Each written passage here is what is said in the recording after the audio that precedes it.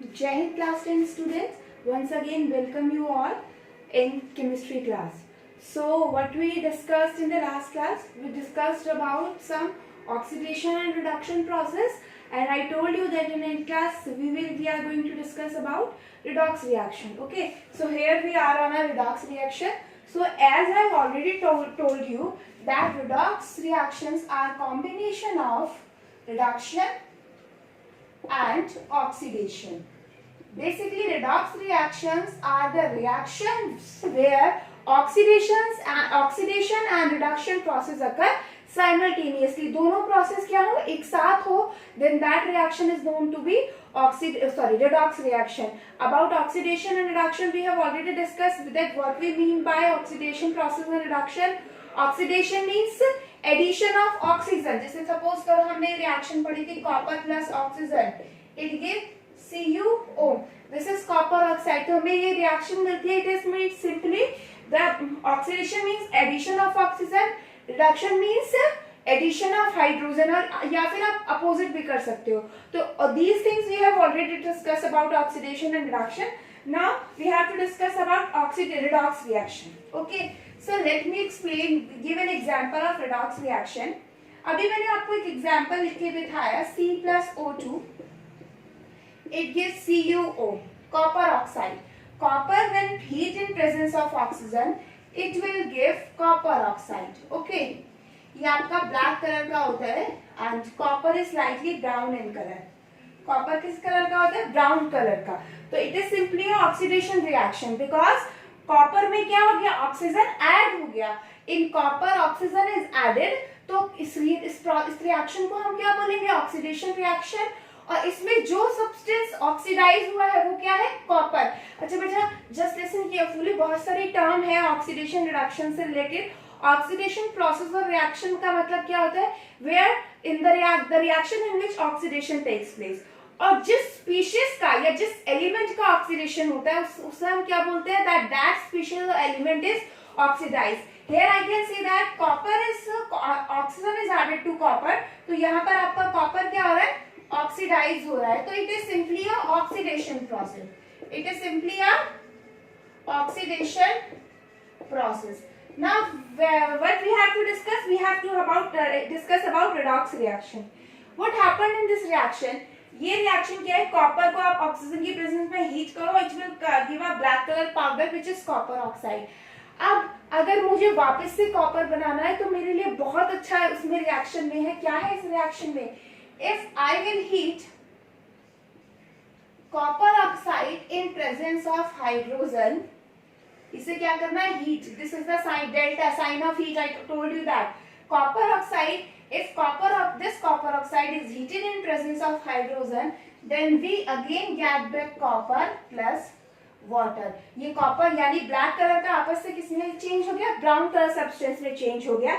ये मैं इसलिए आपको बता रही हूँ बेटा इस तरीके से, because ये अभी क्वेश्चन आया था अभी एग्जाम्स में लास्ट टाइम कि a compound was there which was heated in, an element was there which was heated in presence of oxygen to give a black color compound, and when that black color compound is again heated in presence of hydrogen, we get the element back. Write down all the reaction involved in this process. इसमें क्या है chapter में, इस chapter में आपको main याद क्या करना है, you have to remember the name of the compound and color of the compound also wherever it is given in your NCERT or that I told you. जहाँ जहाँ भी given है वो सब आपको याद रखना है. So this reaction is of same type. If copper is heated in presence of oxygen, that copper oxide is formed. This is simply oxidation process. And if I will heat this copper oxide in presence of hydrogen, then again I will get copper. अब इसमें से redox reaction कौन सा है. अब आप first में देखो, only oxidation takes place, copper में ऑक्सीजन ऐड हो रहा है, कुछ नहीं हो रहा, ऑक्सीडेशन प्रोसेस हो गया. अब यहाँ पर देखिएगा, मैंने आपको ऑक्सीडेशन क्या बताया था, oxidation means addition of oxygen, ये रिमूवल ऑफ हाइड्रोजन. और रिडक्शन क्या होता है, एडिशन ऑफ हाइड्रोजन और रिमूवल ऑफ ऑक्सीजन. तो ये दोनों प्रोसेस होते हैं. अब आप यहाँ देखिए, copper oxide is converted to copper, it means copper में से क्या हुआ है, रिमूवल ऑफ ऑक्सीजन. तो मैं यहाँ पे लिख सकती हूँ removal of O atom. Removal हो रहा है oxygen atom, when removal of oxygen will takes place तो उसे हम क्या बोलते हैं प्रोसेस को, रिडक्शन। क्या बोला जाता है वो process, it is a reduction process. अब यहां पर देखिए hydrogen H2 H2O, there is addition of oxygen, H2 किस में कन्वर्ट हो गया, H2O। तो यहां पर मैं इसे इरेज करूंगी बच्चा ऊपर वाले को ताकि ये क्लियर हो जाए। Addition of oxygen, addition of O, so this is known to be oxidation. Now can you see that in this reaction oxidation and reduction occur simultaneously, दोनों एक साथ, दोनों प्रोसेस एक साथ हो रहे हैं, that's why this reaction is known as redox reaction। and as copper oxide is क्या है, reduction of copper oxide will be there, तो हम इस species को बोलेंगे that copper oxide is reduced species and H2 is oxidized because addition of oxygen इसी में हुआ है या नहीं हुआ है, तो इसलिए हम इसे क्या बोलेंगे, that removal of oxygen atom reduction, जहां से ऑक्सीजन रिमूव हुआ है that side से reduction, H2 H2O में कन्वर्ट हुआ, it means addition of oxygen was there, तो ऑक्सीडेशन रिएक्शन हो गई। एंड देन H2 H2O में कन्वर्ट हुआ है, तो ये स्पीशीज हम क्या बोलेंगे, ऑक्सीडाइज हुई है, और ये स्पीशीज आपकी क्या हुई है, रिड्यूस हुई है। Okay, I hope that redox reaction are clear to you. Let me give you an another example, एक और एग्जांपल से हम समझते हैं बच्चा।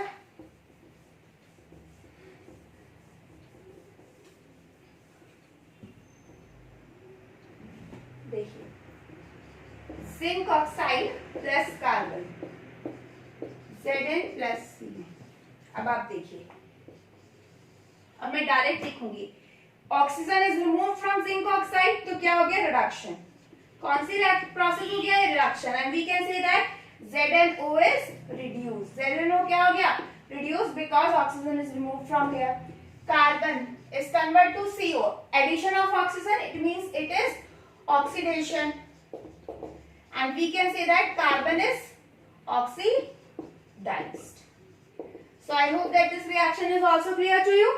Okay, so these are our redox reactions, and I will explain you with redox reaction। Simply आपको याद रखना है, आपको देखना है wherever reduction and oxidation takes place simultaneously। Electrons की टर्म्स में अभी हम ऑक्सीडेशन रिडक्शन की बात नहीं करेंगे, अभी हमारे सिलेबस में ऑक्सीडेशन इलेक्ट्रॉन्स की टर्म में ऑक्सीडेशन रिडक्शन नहीं है। We have to just strict only the addition of oxygen, removal of oxygen, addition of hydrogen or removal of hydrogen only। So I hope that this reaction is clear to you about oxidation and reduction। Now when we talk about oxidation and reduction process, तो हाँ उसके साथ साथ terms आती हैं। तो मैंने आपको पहला टर्म क्या बोला, ऑक्सीडाइज्ड। पहला टर्म मैंने आपको क्या बोला है, ऑक्सीडाइज्ड टर्म बोला है। ऑक्सीडाइज्ड का मतलब क्या है, जिस स्पीशीज का ऑक्सीडेशन हुआ है it means that is oxidised, जिस स्पीशीज का रिडक्शन हुआ है दैट इज रिड्यूस्ड। लेकिन one more term was there according to that, that is oxidizing agent and reducing agent। So let me told you about these species also, these terms also, that what do you mean by oxidizing agent and reducing agent। reducing agent, अच्छा, you heard about LIC agents, सुना होगा आपने LIC agents के बारे में। क्या काम होता है LIC एजेंट्स का, they will just do the policies to for others. Agent उनकी खुद की पॉलिसी होगी वो ठीक है, but basically if a agent was there, LIC agents हो और आपकी किसी भी टूरिस्ट कंपनी में एजेंट्स हो, तो what was the basic work of that, they will help other और they will work as a mode of मतलब आप उन्होंने क्या करते हैं, इंफॉर्मेशन ट्रांसफर या जो भी है, they will help others. Agent का काम क्या है, they will act on others. और एजेंट का काम है they will act on other in some way, किसी भी तरीके से उनका खुद का काम क्या होता है, दूसरों पे कुछ एक्ट करना। जैसे LIC एजेंट्स होते हैं तो वो दूसरों की पॉलिसीज करेंगे, ओके। जो टूरिस्ट एजेंट होते हैं तो वो दूसरों के लिए टिकट बुक करेंगे। तो ऐसे ही हमारे क्या होते हैं, oxidising agent and reducing agent. Oxidising agent मतलब एजेंट का काम क्या है, किसी से करवाना, और ऑक्सीडाइजिंग एजेंट है तो दूसरे को ऑक्सीडाइज कराना। रिड्यूसिंग एजेंट का मतलब क्या है, दूसरे को रिड्यूस करना। तो अब आप देखिए, ऑक्सीडाइजिंग एजेंट का मतलब होता है substance which oxidize other, which oxidize other, और reducing agent substance which reduce other, खुद नहीं दूसरों को reduce करना। आप देखिए यहाँ difference है बेटा ये terms में। ऑक्सीडाइजिंग, ऑक्सीडेशन प्रोसेस खुद ऑक्सीडेशन हो रहा है, ऑक्सीडाइज होने स्पीशीज होने का मतलब क्या है, खुद ऑक्सीडाइज हो रहा है। ऑक्सीडाइजिंग एजेंट का मतलब है दूसरे को ऑक्सीडाइज कराना, रिड्यूसिंग एजेंट मींस दूसरे को रिड्यूस कराना। Okay, now how we are get to know that which one is oxidising agent and which one is reducing agent. Let take this example once again. Zinc oxide plus carbon converts to zinc plus carbon monoxide. Okay, carbon का oxidation हुआ, क्यों हुआ carbon का oxidation? Normally तो carbon का oxidation अपने आप नहीं होगा, इस रिएक्शन में वो why, because of this zinc oxide. इस जिंक ऑक्साइड के पास ऑक्सीजन था and that oxygen is transfer here, so only this carbon will oxidise. बेटा ध्यान से सुनिए, we are saying that carbon में एडिशन हुआ है ऑक्सीजन का, that's why carbon is oxidised. But carbon में एडिशन हुआ कहां से ऑक्सीजन का? This oxygen comes from this zinc oxide, यहाँ से तो आया जिंक ऑक्साइड से। it means carbon is oxidized because of zinc oxide। Zinc ने ही तो अपना ऑक्सीजन कार्बन को दिया है, तभी वो ऑक्सीडाइज हुआ है। if zinc will not give its oxygen to carbon तो वो ऑक्सीडाइज नहीं होता। it means जिंक ऑक्साइड की वजह से कार्बन क्या हुआ है, ऑक्सीडाइज हुआ है। so we can say that zinc oxide is act as a oxidizing agent. मैं ओ ए लिख रही हूँ ऑक्सीडाइजिंग एजेंट को, O A, and reducing agent is R A. तो मैं दोबारा से कह रही हूँ ऑक्सीडाइजिंग एजेंट मींस दूसरों को ऑक्सीडाइज कराना, and here carbon is oxidise means because addition of oxygen in carbon was there, but this oxygen come from this zinc oxide. तो अगर जिंक ऑक्साइड नहीं होता तो carbon can not be converted into CO in this reaction. So with the help of zinc oxide, carbon is oxidized. तो यहाँ पर zinc oxide क्या होगा, ऑक्सीडाइजिंग एजेंट की तरह बिहेव करेगा। अब दूसरी तरीके से हम सुनते हैं, this zinc is getting reduce क्यों हुआ, बिकॉज ये ऑक्सीजन रिमूव हुआ। अब वो ऑक्सीजन रिमूव क्यों हुआ, because that oxygen is accept by the carbon. अगर यहाँ पर खाली जिंक ऑक्साइड होता, no reaction will takes place, उसका ऑक्सीजन कहीं नहीं जाता। यहाँ से जिंक के पास से ऑक्सीजन क्यों गया, because carbon is there to accept that oxygen. तो कार्बन वहां पर प्रेजेंट था ऑक्सीजन को एक्सेप्ट करने के लिए, that means this zinc oxide get reduce because of this carbon. So here carbon act as a reducing agent. तो सिर्फ आपको इतना याद रखना है, जो खुद ऑक्सीडाइज होगा that will act as a reducing agent, और जो खुद रिड्यूस होगा that will act as a oxidising agent. वो खुद रिड्यूस हुआ because it will oxidise other, and the species which get oxidise itself, जो खुद ऑक्सीडाइज हुई है दूसरों को रिड्यूस करेगी, और जो खुद रिड्यूस हुई है दैट विल ऑक्सीडाइज अदर। तो अपोजिट रिलेशन है ऑक्सीडाइज्ड होने में और ऑक्सीडाइजिंग एजेंट होने में। जो स्पीशीज ऑक्सीडाइज्ड हुई है that will act as a reducing agent, and the species which will get reduced act as an oxidizing agent. So I hope with the help of this reaction it is clear to you. So this is all about a redox reaction. I hope that all the things about redox reactions are clear to you. Now let's move to the next topic, that is related to the oxidation itself. Now we have to discuss about some oxidation process of our daily life. कुछ oxidation process की हम discuss करते हैं in our daily life, जो हम देखते हैं। Oxidation process in our daily life. तो दो ऑक्सीडेशन प्रोसेस हैं, first one is corrosion and second one is rancidity। corrosion and rancidity. corrosion, you have studied this term in 6th 7th 8th, बहुत बार हमने पढ़ा है corrosion मीन्स क्या होता है। आपने corrosion को सिर्फ rusting of iron की फॉर्म में पढ़ा है। rusting of iron, I hope that you all have heard about rusting of iron. Irons को when you keep iron, some iron object in atmosphere for some days or month or 1 month 2 month, then after some times you will observe that a brown flaky means थोड़ा ऐसे खुला ऐसे हल्का हल्का सा, a brown flaky substance was appear on the shiny surface of iron. New iron होगा, it will be shiny in nature, but in presence of our atmosphere after some time a brown colored substance was observed on the surface of the iron, that is known as rusting of iron. तो basically उस rusting से क्या हुआ, वो rusting है क्या? That rusting is an example of corrosion, and corrosion मतलब होता है the gradual destruction of any material, and that material is generally metal. Corrosion का means होता है बेटा regular destruction of any material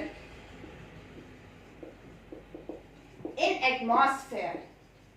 in atmosphere में क्या होता है, ऑक्सीजन प्रेजेंट होते हैं, वाटर प्रेजेंट होती है, कार्बन डाइऑक्साइड होती है, and many more gases are there which are present in the atmosphere. तो basically these all are the oxidation process, because जो कॉरोजन में जितना भी हम प्रोडक्ट पढ़ते हैं that product is obtain because of the oxidation process. तो simply क्या है, when you left any material, generally हम metal में ज्यादा होता है corrosion तो हम metal बोलते हैं. when you left any metal in the atmosphere, after some time you will observe some kind of layer on that substance. आपको एक अलग से लेयर दिखना स्टार्ट हो जाएगी, और जब आप उस लेयर को हटाओगे तो उस लेयर में आपका कुछ मेटल भी चला जाएगा. इट मीन्स आपका मेटल का डिस्ट्रक्शन हो रहा है. ज्यादा टाइम तक अगर आप एटमॉस्फेयर में मेटल को रखते हो it will destroy it completely. आप आयरन को देखा होगा, कुछ आयरन ब्लॉक्स को छोड़ दो बहुत काफी टाइम के लिए, आप देखोगे कुछ टाइम बाद वो बिल्कुल खत्म हो जाएगा. 1 year 2 year ऐसे छोड़ दो, आप रख दो, after some time it will disappear completely. सारा दोस्त ब्राउन फ्लैकी सब्सटेंस में कन्वर्ट हो जाएगा. That means this corrosion cause destruction of any material, and corrosion is simply regular destruction of any material in atmosphere with the chemical or electrochemical process. Because जो reactions होती है, जो process होता है, it is a chemical process. वो chemical process किसके साथ होता है, metal का. The metal will react with the oxygen, water, carbon dioxide and other gases which are present in the atmosphere. बहुत सारे process के साथ gases के साथ react कर जाता है and it will form another substance which is not useful for us.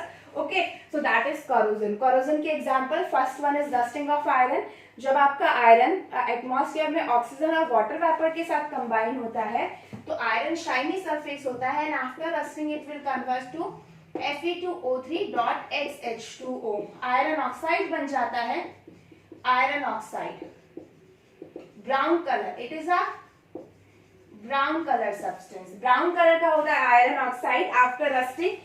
Rusting इसे रस्टिंग प्रोसेस में हो जाता है क्योंकि रस्ट बनता है. This compound is known as rust. Fe2O3 iron oxide is known as rust, इसलिए that's why this process is known as rusting. अब इसमें मेन आपको क्या है इस प्रोसेस में, corrosion तो हमने बहुत बार पढ़ा, हमें आता भी है, हमें पता है corrosion क्या है, बट बेसिकली डेफिनेशन बहुत कम आता है एग्जाम में. आपसे पूछा जाएगा कुछ कंपाउंड्स के colour, what was the change in colour और what was the compound form after rusting, वो आपको पढ़ना है. 3 मेटल की हमें रस्टिंग के प्रोडक्ट के बारे में करना है, नथिंग एल्स. अदरवाइज डेफिनेशन तो सिंपल है, it is simply regular destruction of any material by in the destruction of any material in the atmosphere by some chemical methods. Example, rusting of iron, that iron has a shiny surface and it is converted to iron oxide which is brown in color. Okay, and this iron Fe2O3 is also known as rust. Okay, some other example of corrosion, yes, silver. Silver gets also corrode in the presence of atmosphere. Silver, Ag symbol होता है silver का. Shiny grey colour होता है इसका, shiny grey और silver shiny होता है, shiny silver. And in the presence of atmosphere it will form black colour compound, that is Ag2S. Black colour silver sulphide form हो जाता है in the presence of presence of atmosphere. आप atmosphere में silver को रखिए, it will form a black colour compound which is Ag2S. Okay, next आपका है copper. Copper copper आपका ब्राउन कलर सब्सटेंस होता है. ओके, corrosion, जब इसका corrosion होगा it will form a green color substance. green color substance, and this green color substance is basic copper carbonate. Basic copper carbonate. Basic copper carbonate. अच्छा बेटा, just listen carefully. Copper when heated in presence of oxygen, जब आप copper को specially heat करते हो in presence of oxygen, then only it will turns black. But when gradual destruction of copper was there in the presence of atmosphere, यानी corrosion होगा, तो आपको slightly पहले क्या मिलता है, ग्रीन कलर का कंपाउंड फॉर्म होता है, green colour, that is copper carbonate. हाँ, बहुत टाइम के लिए रखो तो at last we will get the black colour, but हमें जनरली कौन सा कलर ऑब्जर्व होता है, green colour, and green colour is because of this basic copper carbonate. So I hope that corrosion is clear to you. Now comes to rancidity. What do you mean by rancid? क्या मतलब होता है rancid term का, ढूंढना इसे खुद से. rancid word से बना है rancidity, और मैं जब बताऊंगी तो आपको खुद समझ में आ जाएगा what do you mean by rancidity. आपने कभी देखा है, आप लोग चिप्स खाते हो, ठीक है, you just eat chips. आप क्या करते हो, you just open the packet of any eatable item. Chips छोड़ो, कुछ भी, कुछ भी eatable items है आपके पास, you just open the packet of that. आप उस ओपन करके पैकेट को रख दीजिए काफी देर के लिए, एक दिन के लिए, 2 दिन के लिए. After some time what will you observe, after 1 day और 2 day what will you observe, moisture absorb हो जाता है उसमें, ठीक है. The taste will change. होता है या नहीं होता, पैकेट्स पे लिखा भी होता है keep it in air tight container after opening it. Open करने के बाद just keep it in air tight container. क्यों लिखा होता है, वो इसलिए लिखा होता है क्योंकि अगर आप नॉर्मल सोचो, ये छोड़ दो केमिकल टर्म, सिंपल देखिए, आपने देखा भी होगा, when you just keep any item, any packet, the item which comes in packet, आप उसे ओपन करके रख देते हैं एटमॉस्फेयर में. After some time you will observe that some change in taste was there, और मॉइस्चर एब्जॉर्ब करके वो थोड़ा अजीब, मतलब सम टेस्ट और उसकी अपीयरेंस कुछ चेंज हो जाता है. तो वो ही प्रोसेस को हम क्या बोलते हैं, rancidity. Rancidity means oxidation of fats and oils. Fats and oils, and generally we observe this rancidity eatables item, because हम fats and oils तो eatables item में ही use करते हैं. छोड़िए, है ना. तो आप देखिए, नॉर्मल देखिए, आप दूध होता है, हम लेकर आते हैं दूध को, ठीक है, आप उसे, अभी जैसे गर्मियाँ स्टार्ट हो गई हैं, you just keep that milk in the kitchen itself. तो आपने सुबह रखा, शाम तक वो ऑब्वियस सी बात है द टेस्ट विल चेंज. तो आप उसे क्या करते हो, फ्रिज में रखते हैं. हमारी मम्मा जो होती है, that will keep that milk in fridge. Fridge में क्यों रखती है, फ्रिज में रखने से क्या होता है, वो खराब नहीं होता. तो ऐसा क्या हो गया कि तब हमने उसे फ्रिज में रखा, then the taste will not change. या फिर हम किसी पैकेटेड आइटम को ओपन करने के बाद एयर टाइट कंटेनर में रखें, then also there will be no change in the taste. क्या ऐसा क्या हो गया. तो सबसे पहले हम रेंसिडिटी समझते हैं. मैंने आपको बताया, rancidity means simply oxidation of fats and oil which are present in the eatable items. Eatable items में जो आपके फैट्स एंड ऑयल्स प्रेजेंट होते हैं, उनका ऑक्सीडेशन हो जाना, that will change their taste, is known as rancidity. Okay, तो ये आपका हो गया रेंसिडिटी. अब आप रेंसिडिटी को प्रिवेंट कैसे कर सकते हो, प्रिवेंट करते हैं हम रेंसिडिटी को. तो रेंसिडिटी को प्रिवेंट करने के क्या क्या मेजर्स होते हैं, कैसे रोक सकते हैं. आई hope that rancidity is clear. क्या है, सिंपल, आप नॉर्मल समझो ना, थोड़ा केमिकल टाइम. टेस्ट खराब हो जाना किसी भी ईटेबल आइटम का आफ्टर सम टाइम. हुआ क्यों, because oxidation reaction was occur. Oxidation किसका, the fats and oils which are present in the eatable item, that will oxidize and change the taste of the eatable item. अब prevention क्या होता है, rancidity को कैसे रोक सकते हैं हम. फर्स्ट जो इसका मेन प्रिवेंशन है, that is antioxidant. Antioxidants prevent rancidity. Anti means opposite, oxidant mean oxidation को जो रोकेगा, मतलब the substance which will prevent the oxidation are known as antioxidant.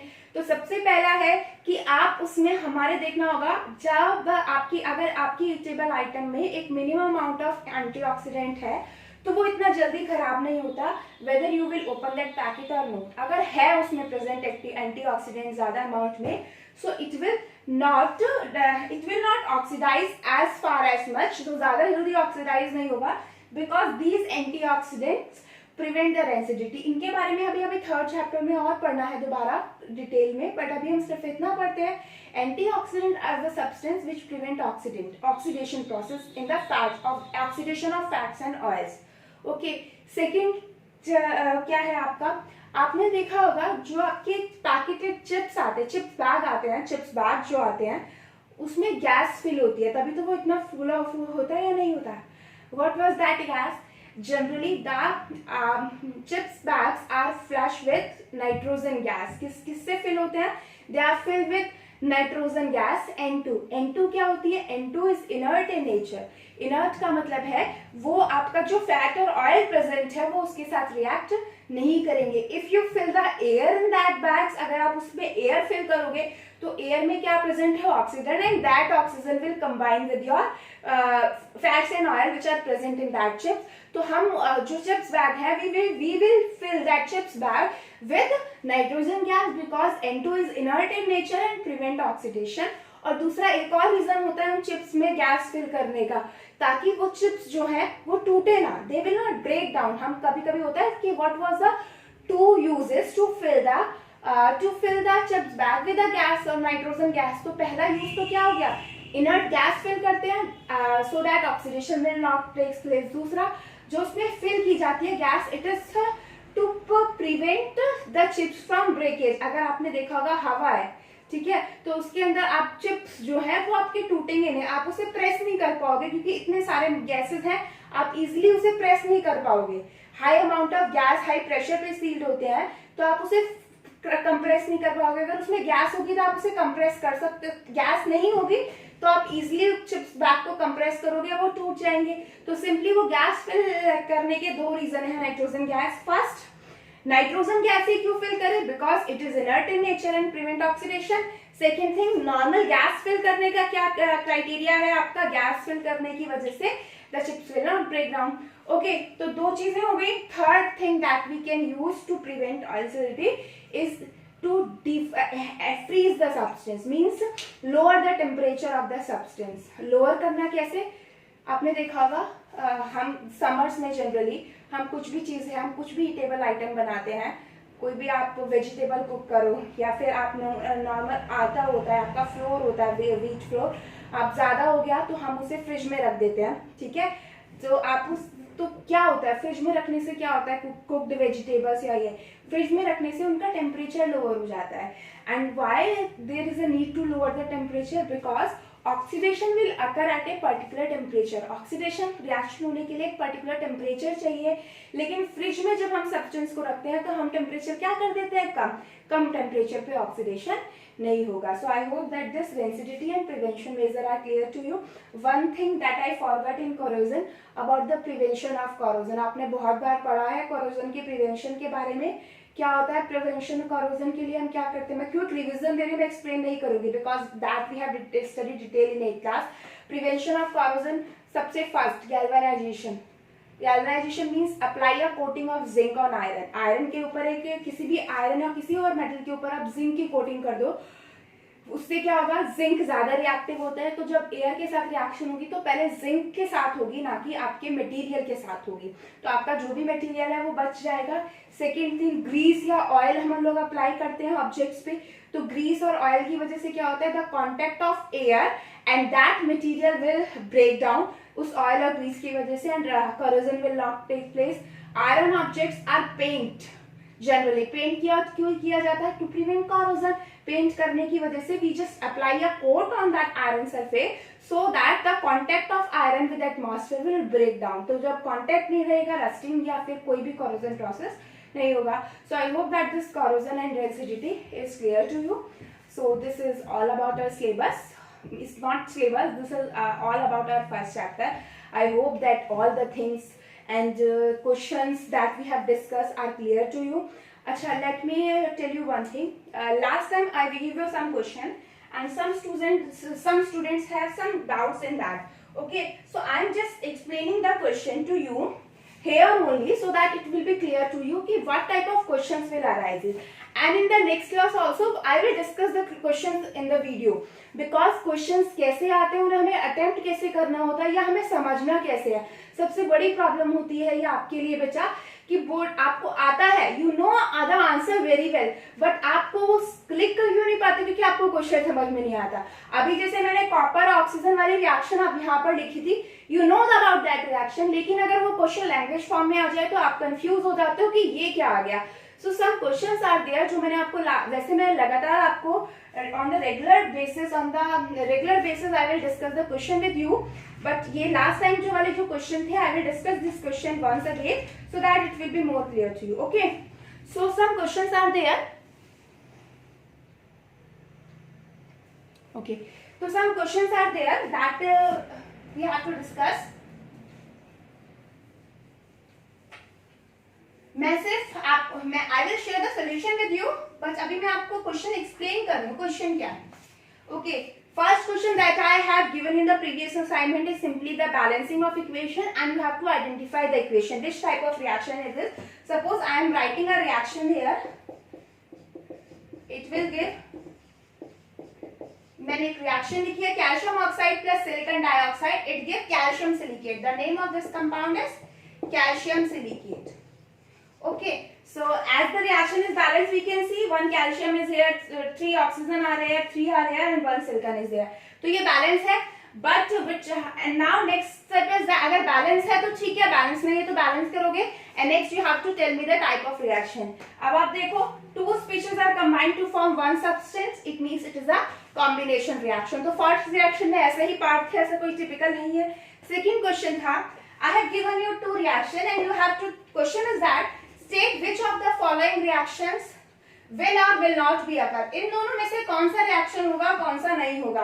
Reaction है zinc plus copper sulphate, it gives zinc sulphate plus copper, and next reaction is copper plus iron sulphate, copper sulfate plus iron, and now you have to tell us which reaction will take place or not. So first of all, as we see the reaction, it is a kind of displacement reaction, और displacement reaction के लिए condition क्या थी, the element which is alone should be more reactive the other element। ये element आपका A हो गया और ये आपका element B हो गया, तो आपका जो element alone है it must be more reactive than this element। तब आप reactivity series देखो, zinc is more reactive than copper, so zinc can displace copper easily, तो आपका zinc sulfate बन जाएगा, तो ये reaction होगा। तो you have to tell us that this reaction is possible because zinc is more reactive than copper, so it can easily displace copper from copper sulfate solution। Now next look at this question, copper plus iron sulfate, copper plus iron sulfate was there। Now see the reactivity of copper and iron। अगर copper ज्यादा reactive होगा iron से तभी ये इसे displace कर पाएगा, otherwise नहीं करेगा। डिस्प्लेस यही एलिमेंट करेगा, ये वाला नहीं करेगा, जो अकेला है वही डिस्प्लेस करेगा। So as from the reactivity series copper is less reactive than iron, so it can not displace iron from iron sulphate, so this reaction will not take place. I hope that this thing is clear to you. Okay, उसके बाद next question था a blue colour salt become white on heating, give reason। Blue colour salt, किस salt के बारे में हमने बात किया था, कॉपर सल्फेट। तो कॉपर सल्फेट ब्लू होता है एंड कॉपर सल्फेट ब्लू कौन सा होता है, 5H2O। That copper sulfate is associated with 5 water molecule which is blue in color. After heating it, this water molecule will evaporate out, leaving behind anhydrous copper sulfate which is white in color। Next, okay, some questions are there, इसी तरीके के question है। I will share the solution with you and it will be more clear to you, and in the next class also we will discuss the problem of this chapter only, and from next to next class we will start with the next chapter. So I hope that all the things are clear to you. Thank you so much.